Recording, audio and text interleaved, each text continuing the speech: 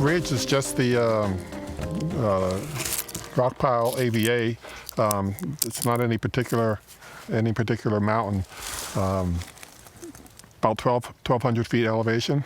It is a ridge top, yeah. And my vineyard, most of my vineyard has the northern exposure and the northern slope of this ridge, which gives a little bit different qualities as some of the vineyards on the southern side of it. It was just an ad in the paper that my mom cut out for me about 30 years ago. Really? There was some land for sale. Yeah, and I was in the process of buying some land in Dry Creek Valley to start my first vineyard. And I came out here. There's like a little division of 10 lots, a little subdivision. And just kind of like with you, it just blew my mind. I couldn't believe it, how beautiful it was. And my feeling was, even if it didn't work for grapes, it'd be a wonderful place to live. But I could tell from just what I knew about soils and so forth that it had real potential for viticulture also. It doesn't, I bet you don't find many people that live in the same house for 30 years anymore. Although the first 4, I had to live in a trailer to bolster my finances before, and actually planted the vineyard. I sacrificed myself I planted the vineyard before the house, so I was in the trailer for a few years. No gains without pains, yeah. That's right. Yeah, he farmed in Dry Creek Valley since the mid-'70s, and had a Cabernet vineyard there in the middle of Dry Creek near Preston. Later planted some Zinfandel and Petite Sirah at my urging, and actually. Once I moved out here, he and Mom would come out and visit, and they saw how beautiful it was, and there was another one of those 11 lots still for sale, and they bought one too, so they came out and became neighbors again. About 8 years ago, they sold. They're very aged now, and they live in assisted living in Santa Rosa.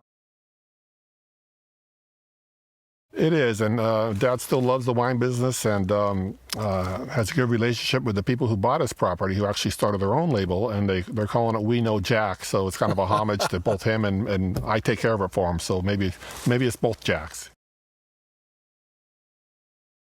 It could be that Rockpile started off with such a bang that there was this assumption that you almost didn't need to talk to anybody. It was Rockpile, who needed sales or promotions or marketing. Rockpile was enough for all that. And, I just started my own wine label a couple years ago, and I'm happy to get the word out and talk to people. And because it is a great AVA, especially in terms of varieties like Zinfandel and Petite Sirah. Yeah, and Petite Sirah even for fewer. I would say, yeah. But I was looking for kind of a niche variety like Zinfandel because I almost went with Merlot back in the mid '90s. That was all the rage, and I'm glad I did go with Zin because I was looking for a variety that would have more of a following, that a small producer could really have an impact. And Zin lovers are real, the real fanatics, and so I think it's a good match for me, my style of farming and winemaking. Yeah, I could see. I started with Zin, and then I'd look for something to complement the Zinfandel, and Petite Sirah was a natural choice. And I didn't realize at the start that I would be making it on its own, or that other winemakers would. But because the Zin here was just so rich and had great color on its own, the Petite was freed up to make its own varietal. I thought Cabernet would be more going off in a different direction, and I didn't want to.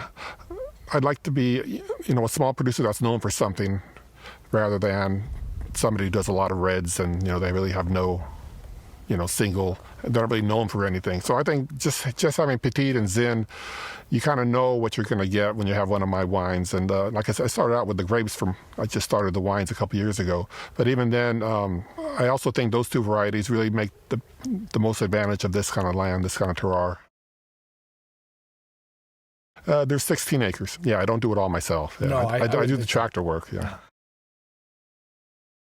Yeah, I'm doing a little bit of replanting. I had one block that was really dropping off in production, and it turned out to be more just drought related.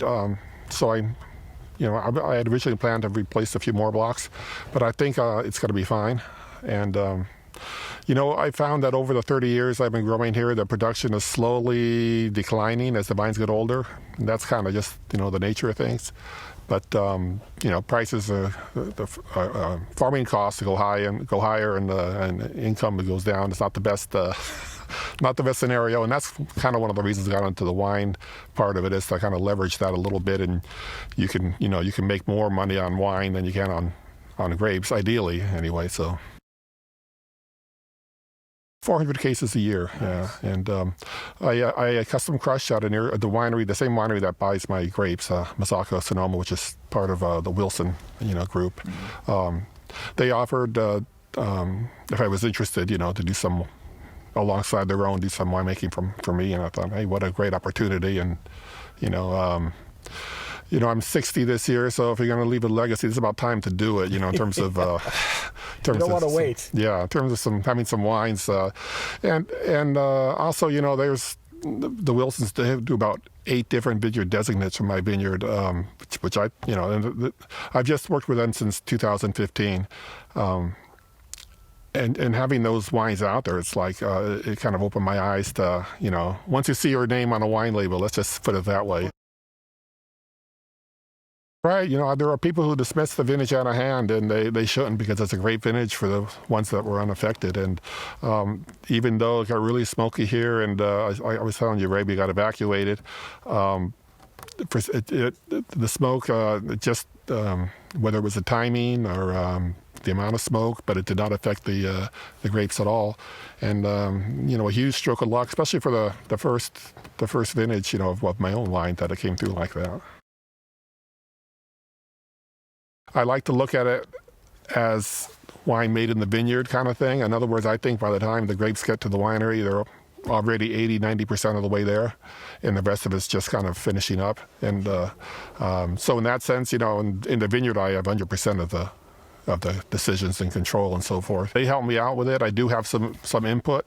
I go out and taste blends. I make decisions on barrels and that kind of thing. I try to let experts do what they know best, and whether it be the cellar crew or the winemaker I work with, they have great input and make great decisions, because they make great wine themselves down there too. It's FlorenceVineyard.com, so that's Florence Vineyard, all one word. And people will be able to order your wines through the website? They can, yeah.